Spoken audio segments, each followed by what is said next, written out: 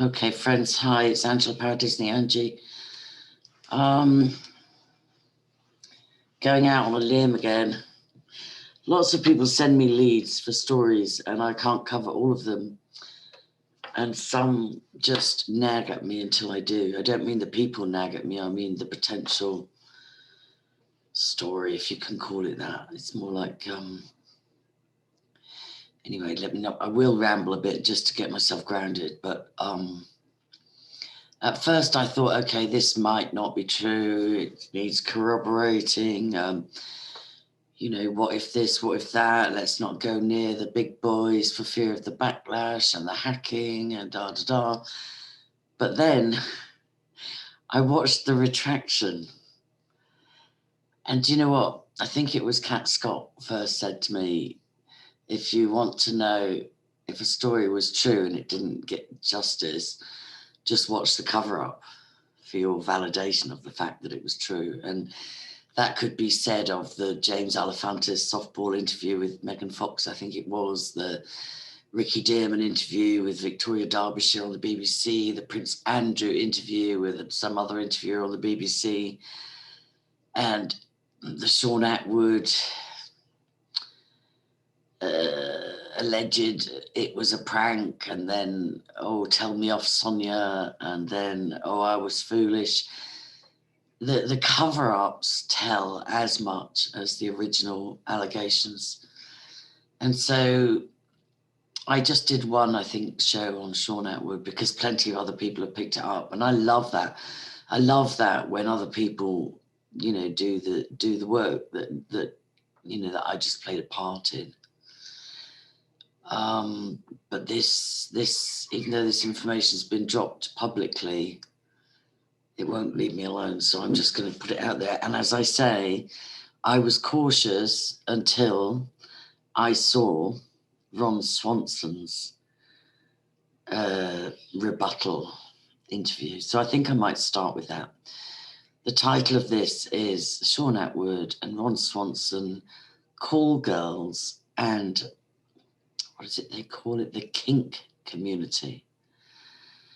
And I'll give you a brief overview for those of you who don't stay the course, but there's a woman like Callie in her late 20s who calls herself a proud sex worker.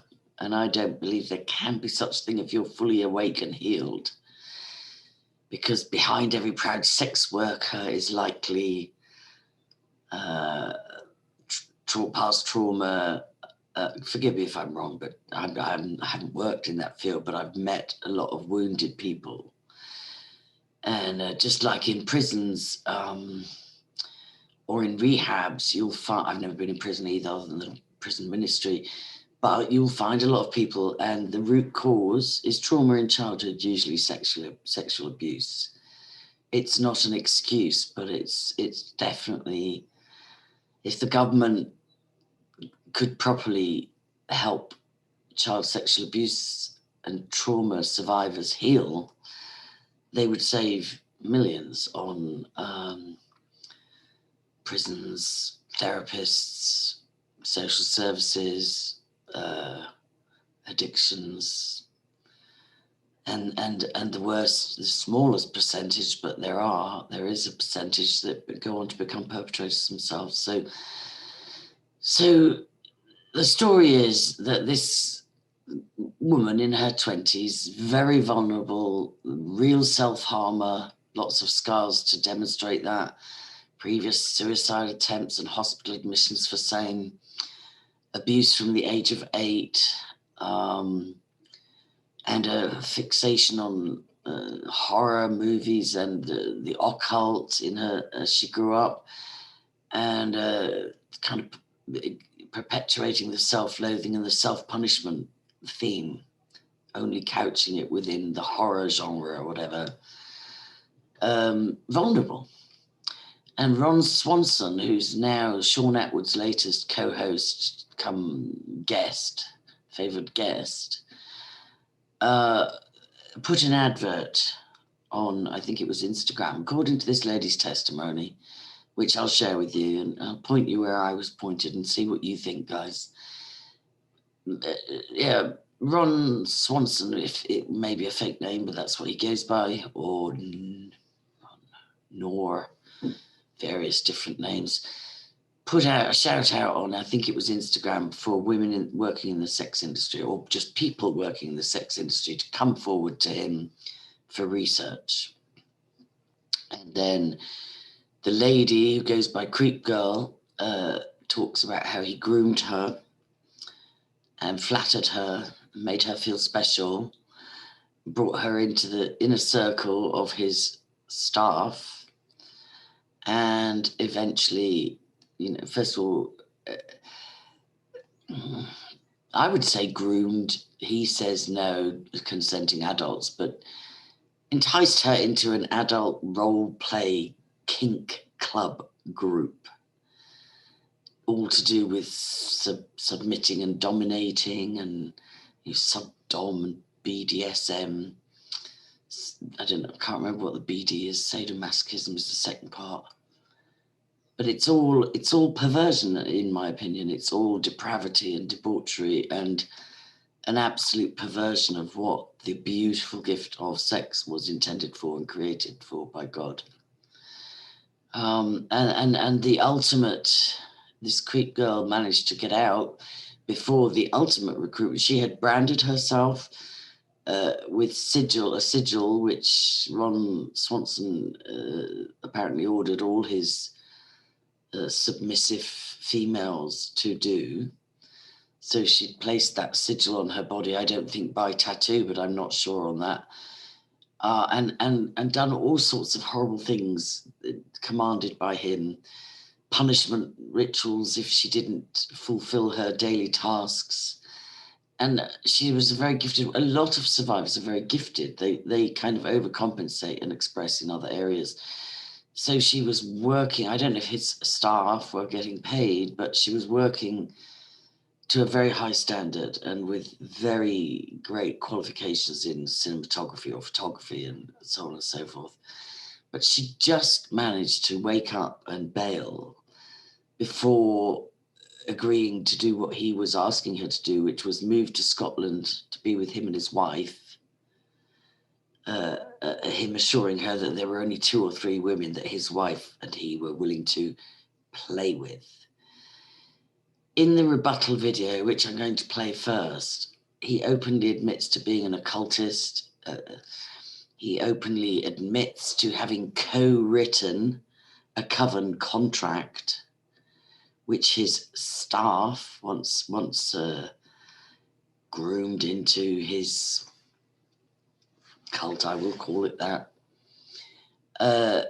are invited to sign this contract. It reminds me of Quinn Michaels talking about his son. But the point I'm making is that, one, Sean is featuring Ron Swanson. Now, for those that don't know, you can catch up on the Sean Atwood story. He has known a certain prostitute for about a year and chose to have her live with him and featured him as a vulnerable trafficking victim on the Sean Atwood podcast, and allowed it to be presented that she wanted to get away from her traffickers and start a new life, for which donors threw in over 5,000. And then it turned out that Sean had taken naked photos of her in the most appallingly humiliating, compromising positions, and had allowed who could say which one of them orchestrated it, but Sean's in his 50s, Callie is in her 20s, and another, I don't doubt that she's come from a broken background and a wounded, abusive background. And it doesn't excuse females, just that when they grow up, if they haven't had healing, they are vulnerable to then predatory adult men that are perfectly willing to groom them as adults. But the way Ron Swanson talks in his rebuttal video is no better than shades of Epstein and Maxwell when they were grooming adult but vulnerable women like Maria Farmer and there's been other victims of Epstein and Maxwell who were in their young 20s or late teens, but were vulnerable and were groomed and were exploited. And it's not long before they started looking, do you have a little sister? You know? So just like the Me Too movement, there's only a limited amount of sympathy one can have for adult women who allow themselves to be preyed upon. And there's a payoff for it. But I would urge you to look and see, do you want an open occult wizard, I suppose he would call himself. He says he's into the dark arts and magic and covens, but he's definitely not Wicca and the ancient gods, and he might even have called his child Odin, God knows. But do you really want what I would loosely call a Luciferian, who on the one hand wears a knight in shining armor? I go on the dark web, I look at the things so you don't have to. I'll expose child pornography, pedos. But in the meantime, he's preying on vulnerable, broken people and practicing, even if it only stays at the role play on visual. It's amazing and disgusting what can be done online when the internet is used for dark purposes. So I'm not saying there's any innocent parties here, and my main focus is on children, but many abuse survivors, adults, are still the child inside if they've not gotten healing. There are 4 people testifying against Ron Swanson coming forward. He's desperately guarding his YouTube channel. You know, he's excited, pitching to Netflix and maybe having a book deal in the pipeline and cooperating now with Sean Atwood, his idol, and blah, blah, blah. But I just would say to both of you, Sean, even, you know, just anybody that's in this game for the wrong reasons, be sure your sins will find you out, and you may get some fame and glory in the short term, but I wouldn't like to be you if you don't change your ways. I wouldn't like to be you in the long term. So don't bother hacking. You know, I do follow the other channels that have been keeping up on the Sean Atwood thing, and, you know, Andrew Garland, Chancer, What is Truth. I haven't followed much of the other lady, Jolion, or whatever it is. And then this new lad, Poet Laundrette, quite a funny name. But he was badly hacked, or had a huge attempted hack, and has taken defensive measures to collapse his email addresses and stay up all night sorting it out. And I know this kind of thing goes on, and I've had things go on like that for years to do with the Hampstead cover-up. You know, and all I can say is that there are many people that have nothing left to lose in life. So there's this living on the edge thing. But if you've nothing left to lose and you choose to do good in a fearless way, that's a mighty foe, you know. But if you've nothing left to lose and you self-destruct and do chaos magic and debauchery and depravity, then, you know, what a sad way to end, and what a sad eternity to look forward to. So I just pray protection over what I'm doing here, Lord. I pray for the women that have come forward. I think there's a man as well. There are 4 people currently testifying against Ron Swanson, but I'm going to show you in his own words and ask you, is this the kind of man you want to be held up as a paragon of virtue that's fighting evil on the dark net? You know? So here we go, screen share. I've got lots to show you, so I'll try. I'm a bit tired, but I'll try and go through them. And if you want to play this at speed and a half, you can. Because I have sleepy Sunday afternoon mode. I look more like I should be on the horses, riding them, not betting on them, but there we go. Right, let's go here first. Where's the first one? Now this is, I'll put the links in the description box, Surviving Life interview that opens up about recent drama. You know, and I question whether you can call it drama, but here we go. Let's just start where we were. Go back a bit, back to the middle. Let me start at the beginning, actually. I haven't timestamped it. I haven't timestamped it, guys. No, this situation began. The drama didn't begin at this point, but the situation all took place towards the end of 2019. Situation was over by the very, very beginning of January, and I got told by a mod called Twinkie months ago that Creepchild was going to be making a video with Loie Lane on this supposed sex cult, and this was like December, January time. I've got the voice memo that I sent to Loie back then, just saying, "Listen, if you hear anything about a sex cult, just come and talk to me about it." Because so that's right. I saw her tweet out something about it, and so has she even reached out to you at all, or no? I have no idea. I'll be getting to all of the Loie Lane side of this tomorrow, because it's important before, for example, the video I'm going to make on this is basically me reaching out to Loie so that she can do her journalistic duty and get both sides. Now, I don't know whether you, I'm letting him have his, I don't want to talk to certain people. I'm a semi-retired journalist, and I don't feel duty bound to get certain people's side of the story. I wouldn't want a story. I wouldn't want an interview with Prince Andrew. I wouldn't want one with Ricky Dearman. I wouldn't particularly want one with this gentleman, nor would I want one with James Alefantis. I reserve the right to be a human above and beyond being a journalist, and to trust my gut. But, you know, I'm always open to being wrong. The story. I would imagine like somebody that big would reach out to you. That's why I don't know. This guy's going very softball on it. It depends what her angle of the story is, and it depends if it's had any influence by Creepchild and Cap, who became really close with Loie when she was working with the channel in October. Cap is another person. I'm not going deep on this whole drama. I'll let those of you that are interested do the research.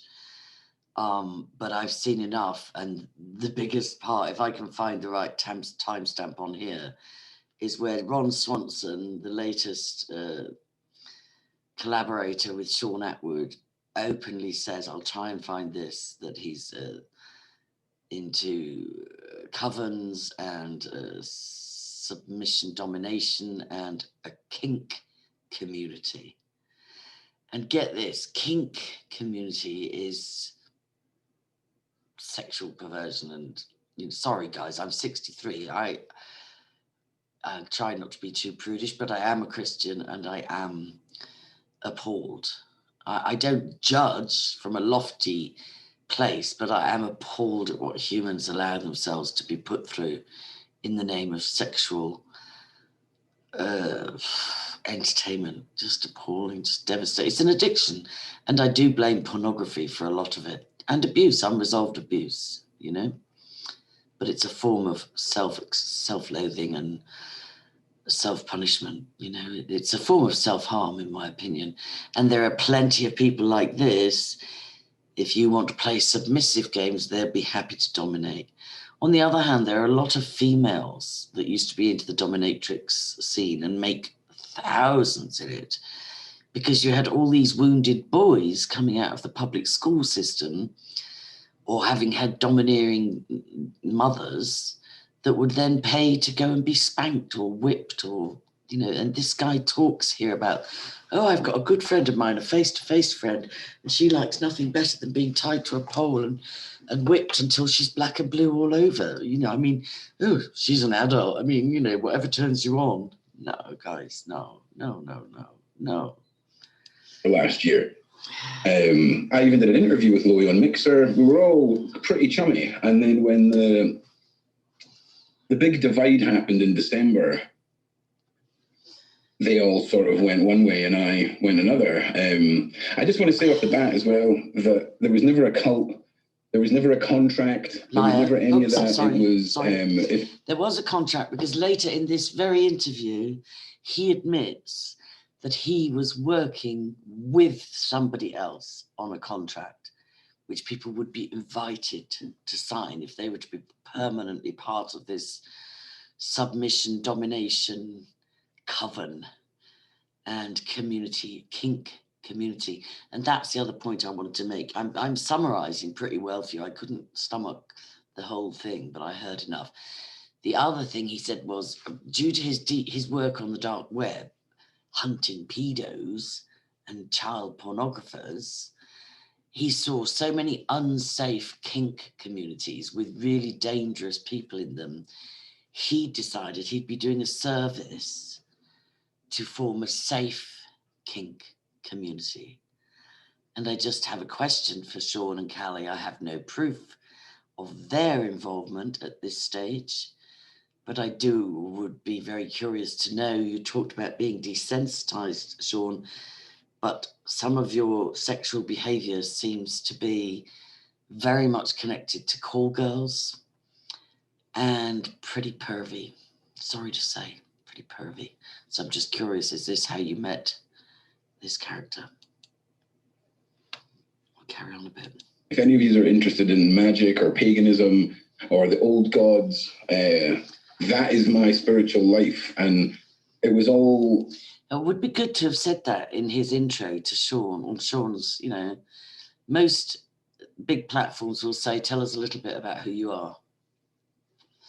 Just like I think judges and policemen and people in authority, politicians should say, I'm a Freemason, even though that goes against Freemasonry, but I think they should have to declare it. In this so-called truth movement, I think people should declare if they're Luciferians or occultists or warlocks, wizards, magicians, whatever they want to call themselves, don't you? I'd be kind of choosy about who would be a knight in shining armor protecting children. Geared round, basically a witch's coven. That's an easier way of thinking about it. See, it's in his own words. It's in his own words. And then I'll see if I can, you can watch this if you want to. I'll see if I can find a place where he goes on a rant and says, oh, if you knew how many men are victimized by women making false accusations against them. I mean, that whole Me Too movement, I mean, they're grown, and it's not as if they come and say, oh, my name's Creek Girl and I've had trauma in my childhood. I mean, he says, I didn't know that. Well, he recruited call girls, supposedly for research. Do you know anything about that either, Sean? Just asking at this stage.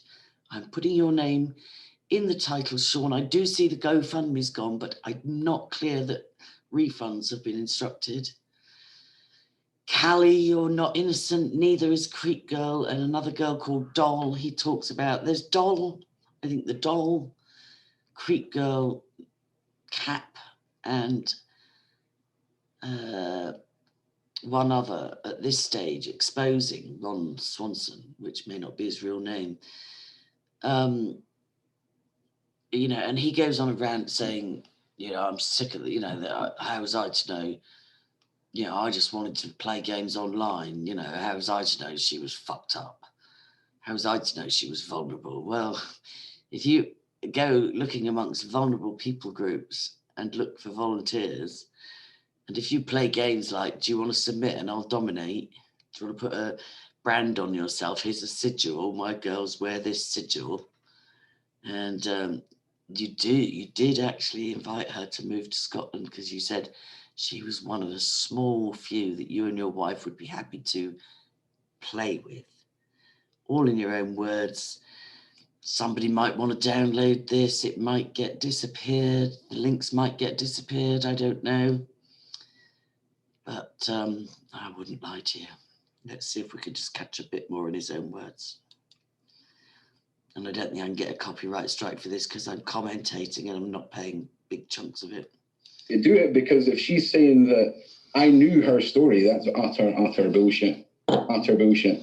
Yeah, because I think what they're trying to do is make it seem like you were just... Another shocker is that he says a moderator of his is currently doing time in jail for the most serious child pornography crimes. A former moderator. Like picking through these people since they were victims. So no matter what relationship they ever get into ever again in life, they're going to be a victim again, which I kind of find insulting to anyone who's ever been a survivor. I'm really sorry, right? But none of these people are victims, okay? These, like, Doll, one of the nicest, most compassionate people I've ever met, really fucking... He's still trying to groom her. He's still hoping she'll come back. He even says to Creep Girl, if you had to jump ship, the horror movie that you and I were working on where she was faking her own torture and death in Red Rooms, he says we could have been pitching Netflix for that by now if you hadn't jumped ship. It's still ongoing grooming. Listen to how he praises up Doll in the hopes that she might come back. And by the way, Callie is now back on the adult side. I don't know if she's been off at all really much in the last who knows how long. But she's featuring video footage from the dungeons of where she said she escaped from her traffickers. What the fuck is that about? Sorry for the language. Strong, creative person. No signs of anything. No signs of trauma or anything. There was no... What are the signs of trauma? Like, what are we talking about here? Oh, for God's sake, give me a break. When you go for a facial, you get a medical checklist to sign. And I think if you're inviting people to help you go on the dark web, exploring paedophile rings and snuff movies and torture and child pornography, I think it might be an idea to have a checklist. Have you got any unresolved childhood trauma? Are you a child sexual abuse or satanic ritual abuse survivor? Have you ever attempted suicide? Do you self-harm? Would you consider yourself vulnerable? How about that for a checklist? And not only that, this guy pulls another one out of the bag saying that, oh, they might have got annoyed with me because, I suffer really badly from mental health issues and severe depression. So sometimes I won't talk to anybody for about 10 days at a time, and I suppose I should have told them that. Well, if your life is so hunky-dory, Ron, and I'm trying not to just call you onto the carpet, if your life's so hunky-dory, what are those bleak, if they're true, chunks of time where you can't talk to anybody? So we'll listen to a bit more. Unless we're talking about like some, stereotypical, female with like greasy hair standing in the corner with a jumper on that's too long, holding one of her wrists above her hand, staring into the corner whilst fucking cockroaches crawl on her feet. Like what? What are the signs? Which by the way, like... Right, I can't listen to it anymore. I'll leave the link. I'll pray it doesn't get taken down. And that is as sick as saying a paedophile just looks like a dirty old man with a raincoat on standing outside a children's school. A dirty Mac. And there is a book actually written about how child sex abuse survivors often go on to overachieve and can look like a politician, a doctor, a psychiatrist. There are a lot of them going to psychiatry and psychology trying to fix that which was not fixed within themselves, But there's another video which I'm only going to share the link to and briefly describe to you. That's the denial, one of the denial videos. So I hope you've heard enough to get a flavour of that. This, I put an absolute warning on. It's part 2 of 3 made by Ron Swanson, Hurtcore documentary. And the person who brought this information to me gave me a marker of 47 minutes. And I couldn't listen to more than about 10 seconds of it. But for this guy to be alleging to expose and end child pornography and snuff movie making and deep web, dark web horrors involving children, what he features and does a voiceover for is exactly what he's pretending to expose. And I don't know how it's still up on Google, YouTube. So for those of you who are able, go to the 47-minute mark on this. You might just do what I did, just dip in and jump out and ask yourself, how does this line up with somebody saying they're exposing? It's like predators being drawn to charities. It's like Lady Ivy being on the president of regional branch of the NSPCC, or Esther Ranson setting up Childline, or Leon Britton being the Home Secretary, or Peter Wrighton writing the social worker syllabus. It's just, there's no excuse for that. Now, finally, I think I'll just play you a bit of one of the survivors. Is this Creep Girls stuff?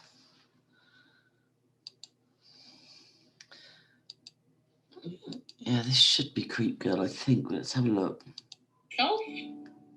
And for this testimony. Yeah, Creep's child. First of all, I am spiritually protected. Okay, she's very scared, Question number one, how did you become first aware of Noor and the community? Okay, wait a minute. I currently work as a creative director and producer in photography. I work online, I work for myself. I am also a proud sex worker because that's one of the things I think Noor goes for, and I will not be using his name. But question number one, how did you become first? Noor, no, see, I want to catch that. Sorry, guys. I just want to make sure Noor is wrong, so I don't make... This is not slander, this is not bullying. All right, sweetie, come on, get on with it. A couple of their kink videos. A proud sex worker because that's one of the things I think Noor goes for, and I will not be using his name. Noor is the YouTuber from Surviving Life. He goes by Ron Swanson. Okay, so it's Ron spelt backwards. Good, so I haven't made mistakes there. Question number one, how did you become first aware of Noor and the community? So I watched a couple of the kink videos that he put out, and I was intrigued by everything. And in one of the kink videos, he had asked for people who had ever received unsolicited dick pics to email his assistant, who is Flower. Okay, so isn't that a strange shout out? Have you ever solicited or sent, otherwise you can't send if you're female, but have you ever solicited or received dick pics? Contact my assistant for our research. And some people could think, yeah, that's plausible. He fights against child porn and child exploitation and sexual depravity on the dark web. I don't know. At the time, with all this time and a broken ankle, I was like, hey, I'm going to sit around. So I emailed her and actually got a response back and was told to send in a written story about me and my knowledge of unsolicited dick pics, which is what I did. Looking back at it now, I realized that he had information on me before he even met me / before I knew he had met me, which kind of trips me out. Put out on September 17th. So now we know when kind of I was in contact. So September 17th, I was in this live chat. I think I commented a couple times in the live chat. Soon after I started following his Instagram, he posted in his story that he was asking for sex workers to interview for one of his kink videos. Ugh. Sex workers to interview for one of his kink videos. This is your guest, Sean Atwood. This is your knight in shining armour that's taking on the pedos. Really? And you're exposing Epstein and Maxwell and others whilst behaving in a similar fashion with call girls. What is going on here? I instantly DM'd him, and he instantly responded back to me. And we went to set up an interview for me to talk about my experiences as a sex worker. I watched his videos every single day. I thought this guy was like the best guy ever. He was exposing all these dark secrets. He was like exposing all these things that I was doing my research on separately, and being myself a survivor of other abuses. Like, before, you all maybe have seen, I'm not sure if it's still up. Actually, I should have looked to see if it was still up, for a video he was going to put out. And that video actually was supposed to go out in September 2019. And all right, I'll jump on a that's where I bit. met all of you guys and talking to each other. There was many cases where he told me I wasn't allowed to talk to people. Many. Yeah.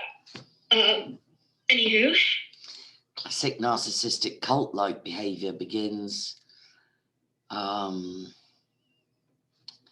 on it goes. Now, this lady's into the occult and proud sex worker. I hope you might have revisited that term since.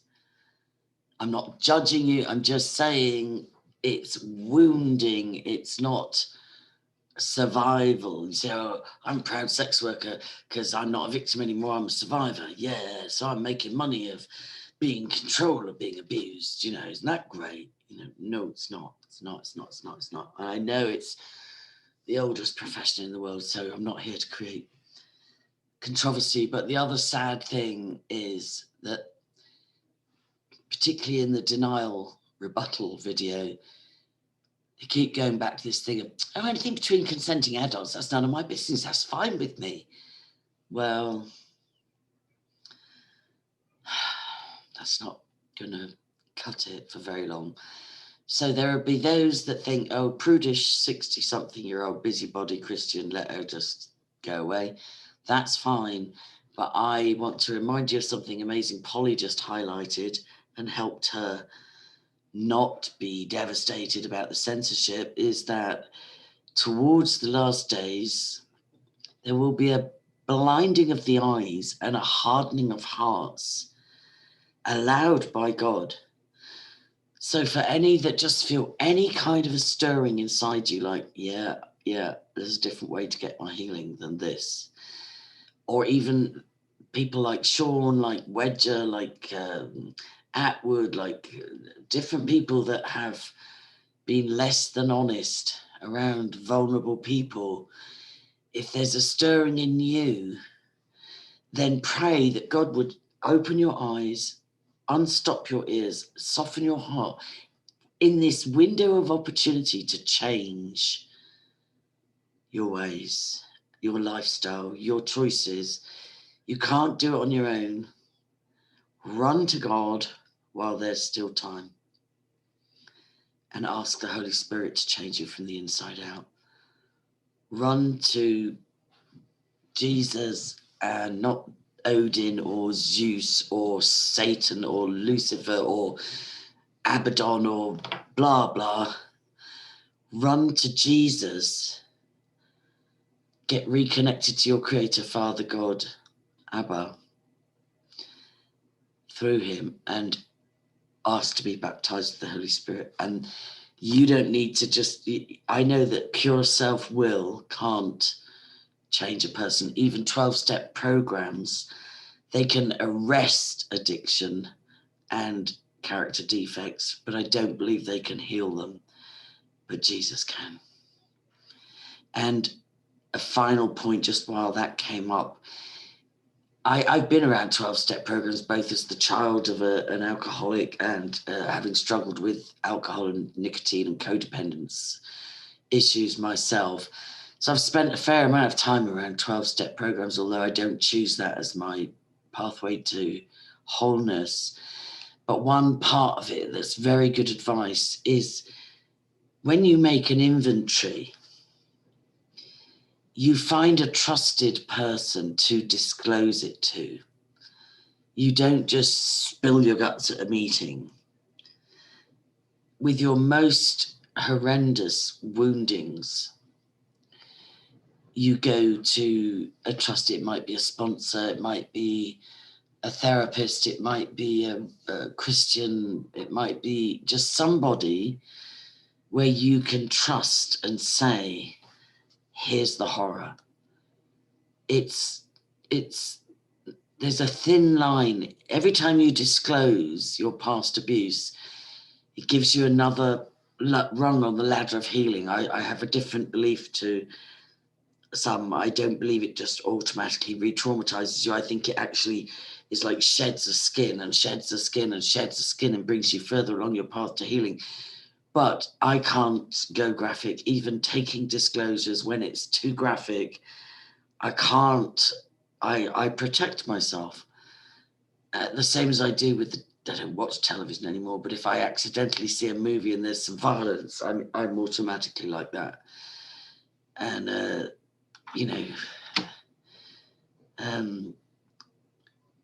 your senses have been completely, for 70 years, the children who are now adults fucking up like this majorly. You have been bombarded with pornography and violence, blood and gore and horror and violence, and now sexual depravity beyond imagination, to the point where unless you stop and say no, it will become the new normal. So I hope I've given a fair. I just want to read out the comments. The comments are in the public arena, so I'm not busting anybody's privacy here. View 11 replies, right? So I'll just read this was on What is Truth, where Andrew Gine went on a live chat. It's had just over 13,000 views. So it says, here it is, Rachel Moose. Sean is current. I'm just reading somebody else's comments, but there's a lot of evidence and a lot of backup.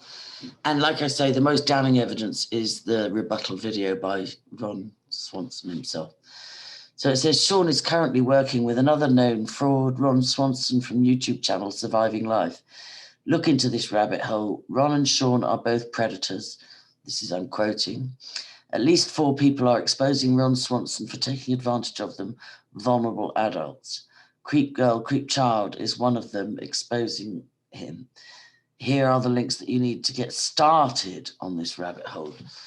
Creep Child has evidence, facts, she has messages, voice notes, texts. This link I found disturbing when it was first posted. It's about his Hurt Core documentary. There are 3 parts. This is part 2. Go to the 47-minute mark. Ron voiced these over. Disgusting content. I can agree to that. I can attest to that, and I stopped after 10 seconds. Vile and utterly, in fact, I don't think I'm going to put the link for this. I don't want to be responsible for drawing pedos to this, so I'm not going to put this link in there. Vile and utterly uncalled for, but explains his strange obsession with this subject. This is Creep Girl exposing Ron. This is Ron doing an interview with another channel. And then she says, here are some of my thoughts about this interview that Ron did, trying to explain himself. He's a total narcissist, wannabe cult leader. This is, I'm quoting again from Rachel Moose. He's contradicting himself all of the time. He says one thing, then says another, but then does something totally different. He's a professional manipulator. It's mind-blowing, the tactics he's using. It's scary, it's frightening, just how sneaky, manipulative, and how confident he is whilst doing it. Then this Rachel Moose says, I'm into witchcraft, and contracts are not normal in a coven. They are in Luciferian cults. Reference Quinn Michaels again, and his son disclosing about a contract. Ron is trying to worm his way out of it any way he can, with every tactic and any way he can. Ron should know about the way things look online. He researches it all every day for his channel. He's not stupid or naive, so that comment doesn't cut it either. Everything Ron said is what he meant and what he wanted. Of course it was, because he made Creep Girl do the things he said. Oh, there's one ritual he made her do. Well, made might be the wrong term with an adult woman, but he had her do as a punishment ritual if she hadn't completed her daily tasks for him. I'll leave you to discover that for yourself. That's on Creep Girl's disclosure video. I will put the link to that one up. Creep did not know his motives in the beginning. She has proof of that. He knew she had been abused. He knew that. She replied to his ad asking for survivors. Well, first of all, he asked for people that had solicited or received dick pics. Then he asked for women working as call girls. They talked about it. They talked about her past and troubles and trauma in one of these deeply connected conversations. She has proof. Okay. He got caught out like Sean Atwood. He's a wannabe cult leader. Ask his neighbours. They phoned the police on him. Why would Ron do anything that could damage his reputation? It was fantasy, because he's so used to being in control and controlling people. He did not expect Creep Girl to walk away from him. He had her at his beck and call, wearing his symbol, his branding, his sigil, think Nexium, think Keith Raniere, doing tasks and a lot more. And he made the cult video after she left the cult and told him why. That's why he made the video, because he knew she wanted to speak out. See, this is a bit like Sean Atwood saying that he and Callie made the Daddygate video after they realised that Andrew Guine knew that Callie was on adult websites, photographed in horrendous positions in Sean's apartment, and totally put the lie to everything the GoFundMe had been portrayed as. But it's not even about that. A fool and his money are easily parted. It's about foxes in the henhouse and deception and witches and warlocks leading the battle cry to save children, and then using it as a backdoor to have people come into covens. Where's the church? Where's the church? I just see if I read all of this. One does slap labels, badges on people, blah, blah, saying they're a survivor because he interviews them on his channel, blah, blah. I'll read this. He's learned his tactics via his research. He's turning his camera off to smoke. Why? He never normally does. He's still trying to love bomb his victims. Yes, I showed you the love bombing thing. He thinks he's superior. Men in my position, yeah, but not me. I'll do it in front of 80,000 people, yeah. Okay, he's using mental health as an excuse. So she's done a sort of blow-by-blow analysis. He said, no one's going to accuse me of crimes I didn't do. Who's accused him of an actual crime? He's taken advantage of a vulnerable adult. Grooming, I would say do grooming definitely. I think Ghislaine Maxwell with some of the adult victims. And God knows what would have been next and what is already on camera anyway. Depravity, debauchery, compromise, blackmail material, horrors, suicide-inducing material can exist solely in cyberspace.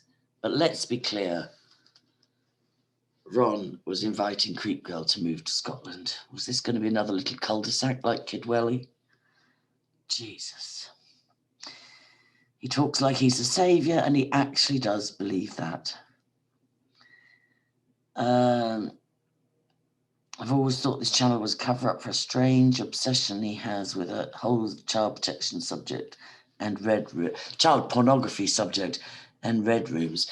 And again, it could be, if you check into, if the servers are looked into, this is what we discovered with truthers in the truth movement. was that they, including Comet Ping Pong, they had back doors to their servers distributing pornography worldwide, distributing the very thing they claim to be exposing.